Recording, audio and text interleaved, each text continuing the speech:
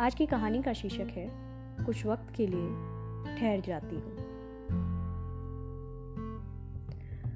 जैसे समुंदर होता है ना, और उसकी बहती लहरें, ठीक वैसे ही थे मैं और मेरी बहन। हम दोनों ने कितना कुछ नहीं समेटा था। हमारे पास बहुमूल्य यादों के साथ अतरंगी सामानों का एक बड़ा सा खजाना था, जिसे हम दोनों ने कभी भी खाली करने की कोशिश नहीं की, बल्कि उसमें इजाफा करती गई और करती गई। माँ अक्सर गुस्से में कहा करती थी, तुम दो शरारती आत्माओं को मेरी ही कोख से जन्म लेना था।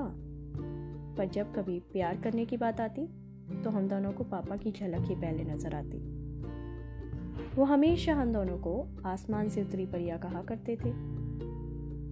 कब हम दोनों की बचपन की शरारतों की रेलगाड़ी अपनी पटरी से उतर गई पता ही नहीं चला।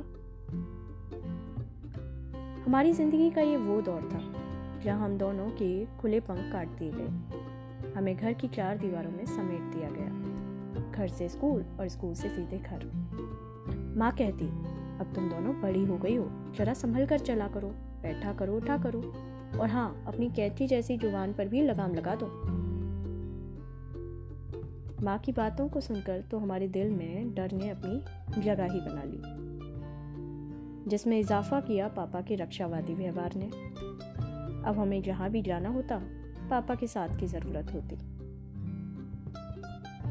कब हम खुले पक्षियों को उम्र भरने की वजह से पिंजरे में कैद कर दिया गया पता ही नहीं चला। पर असल कैदी होने का अंदाजा तब पता चला जब हमें हमारे माँ बाप ने दूसरे हाथों में सौंप दिया। सब कहते थे, अब तुम्हारी शादी हो चुकी है, जो भी करो सोच समझ कर करो, अपने परिवार की इज्जत का ख्याल करो, समाज की बंदिशों को नाप कर चलो, खुद की ख्वाहिशों को दरकिनार करके जिंदगी जियो। हम दोनों ने भी धीरे धीरे जिंदगी को अपना लिया। कुछ खुशियों ने हमें हल्के से छुआ तो कुछ आंसुओं ने हमें भरपूर रुलाने की कोशिश की, पर हमारे कदम भी डगमगाते डगमगाते संभलने लगे।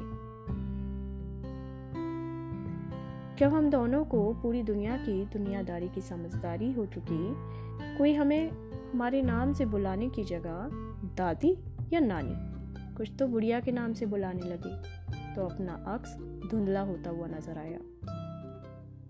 जैसे घर में स्टोर रूम होता है ना, पूरे घर के कबाड़ को रखने के लिए, ठीक वैसे ही हालात हो चुके थे हम दोनों के। पर फिर भी कभी अखबार का बहाना बनाकर, कभी गार्डनिंग का सहारा लेकर, कभी पोते पोतियों के अजीब सवालों के जवाब ढूंढते ढूंढते वक्त को काटने लगे।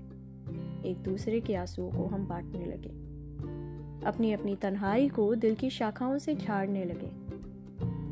पर बस अब ये तन्हाई का आलम, बुढ़ापे की हड्डियों का दर्द अब मुझसे नहीं सहा जाता, क्योंकि वो बहुत दूर जा चुकी है। माँ के आंगन में जन्म लेने वाली दो जुड़वा बेटियों में से एक ने जिंदगी को बहुत पीछे छोड़ दिया है। अक्सर अपनी इस तकलीफ को कम करने पहुंच जाती हूँ उस तालाब के किनारे, जहाँ कभी हमने हमारे बचपन की शरारतों की नींव रखी थी।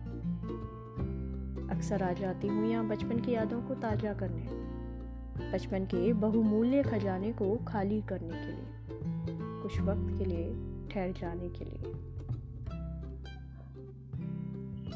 उम्मीद करती हूँ इसे सुनने के बाद आप भी कुछ वक्त के लिए ठहर जाएंगे, अपनी सिस्टर्स के साथ वक्त बिताएंगे, अपनी पुरानी खट्टी मीठी यादों को साझा करेंगे